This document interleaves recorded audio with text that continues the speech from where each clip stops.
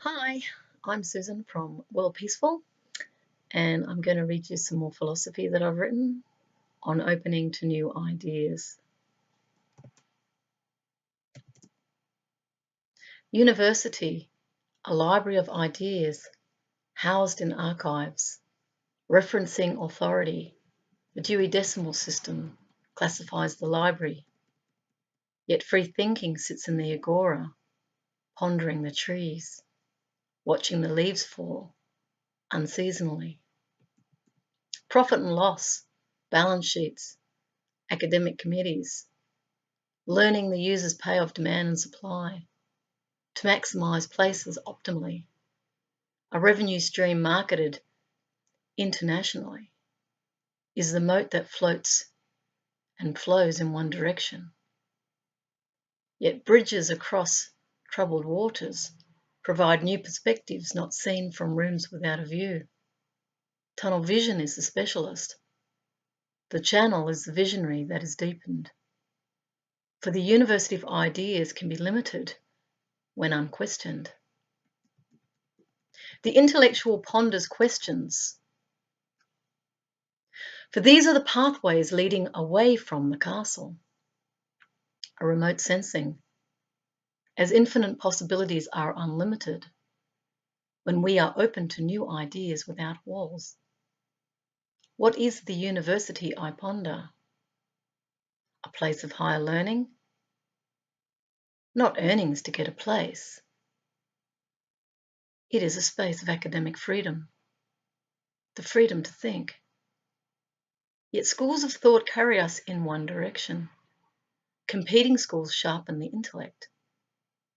As beliefs of humanity become challenged, this is the higher learning of pre-texts. Breakthroughs to excellence that brings the higher earnings by default. For understanding is excellence shaping new world views. Differentiation is a diverse leading edge that learns differently. Innovation is creativity living outside the box, not established as bureaucratic structures, but establishes as renewable junctures. Understanding chaos appears erratic, yet stable. Undergraduates learn the structure of the box and recite from the platform, a presentation of published theories, for they have learned their lessons well. And with cap and cloak they receive degrees, institutionally endorsed, internationally recognised. Yet capping trade is the new currency of educational enlightenment that sustains the future of academic freedom.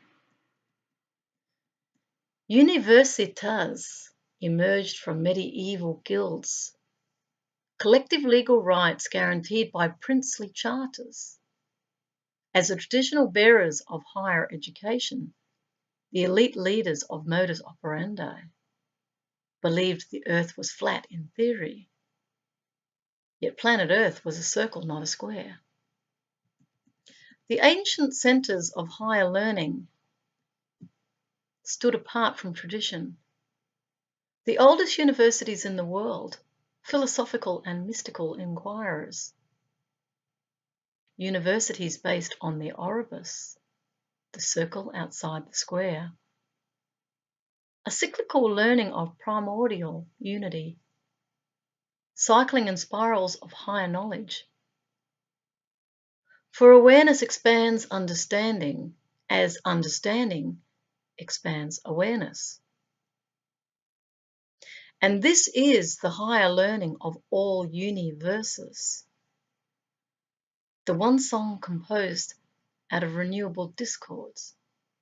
To find harmony is the objective of innovation, as passion appears unbridled when seeking unity, not status. Scholarly freedom finds its renaissance in diversity outside of conformity. And this is not radical but natural when passion is leading us away from the edge. So, my friends, I ponder institutional awareness or stonewalling, intellectual freedom or conformity, vested interests or unity. For this is the security that finds equilibrium, where economy serves community and passion opens up to the new idea of freedom. Thank you very much. I hope you enjoyed that. It was wonderful to write at the time, and what I love about writing poetry is that I get insights that I would never think of. This is what opening the mind can do when we're not coming at things from a predetermined paradigm, or we're undertaking research and seeking to argue the case. This has been created to create tension, the nature of argument, to prove your case, so that things are not just put out there and said, well, this is true, take my word for it. The idea of clashing up ideas was really to test those ideas. And of course, we created the realm of fact.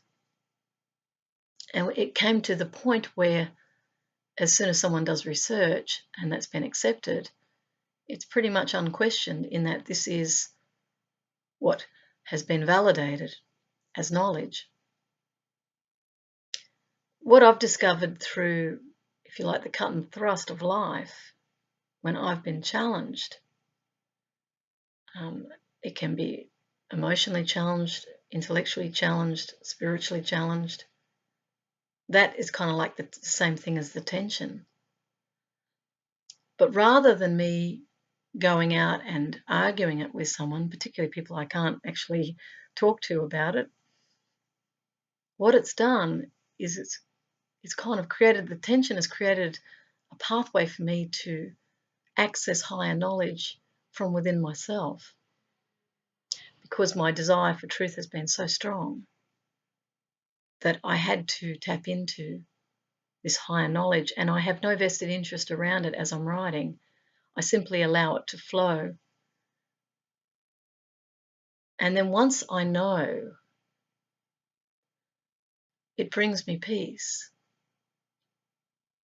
It brings me wonder.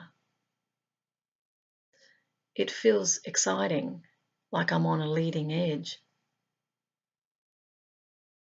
It's like when you have a moment where you go, aha, I see, I understand. This to me is the higher knowledge confirming rather than appears in terms of fact. And I believe the original universitas, as I said in the poetry, these mystical inquirers, discovered their knowledge through the arts. In this day and age, the arts is seen as fantasy, or it's seen as not real or not solid.